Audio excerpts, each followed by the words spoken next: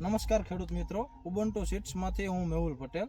મિત્રો, આપણે એક ખેડૂત મિત્રની મુલાકાતે આવ્યા છીએ, તો એમની પાસેથી જાણું છું કે એમને કઈ વેરાયટી વાવી છે અને એમને કેવી લાગી. શું કે મજામાં? શું નામ તમારું?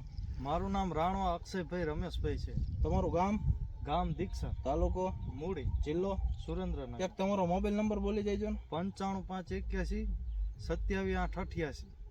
આ તમે વેરાયટી દેખાડજો ને બધાને આખો પ્લોટ.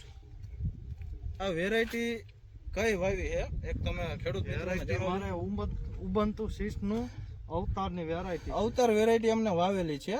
આખો પ્લોટ તમને જોવા મળે છે એ પ્રમાણે.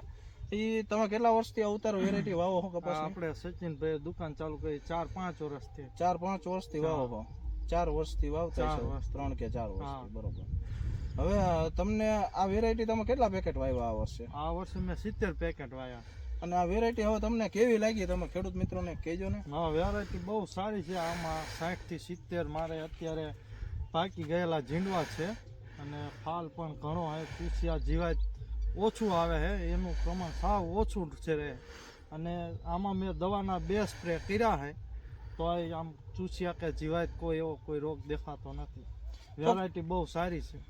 તો ખેડૂત મિત્રો, આપણે અત્યારે આ છોડવામાં ટોટલ જે પાકી ગયેલા કમ્પ્લીટ થઈ ગયેલા ઝીંડવા છે એ ગણ્યા હતા, તો કેટલા 62 ઝીંડવા થયા કમ્પ્લીટ પાકી ગયેલા. બાકી સિવાયના જે ચાપકા છે આ ઉપર એ અલગ, એ આપણે ગણ્યા નથી. પાકી ગયેલા 62 ઝીંડવા ગણ્યા. એ સિવાય મિત્રો આમાં એકદમ ચૂસ્યા પ્રકારની જીવાતો પણ ખૂબ જ ઓછી આવે અને એમને આવડો કપાસ થયો 70 થી કેટલા 80-85-80 દિવસનો કપાસ છે.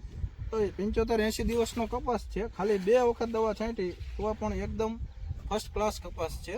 તો મિત્રો, એક વખત તમારા ખેતરમાં એકવાર અવશ્ય અવતાર વેરાયટી જે ઉબન્ટુ સીડ્સની આવે છે એ એક વખત ચોક્કસ વાવીને તમે પણ ટ્રાય કરીને જોઈ જજો.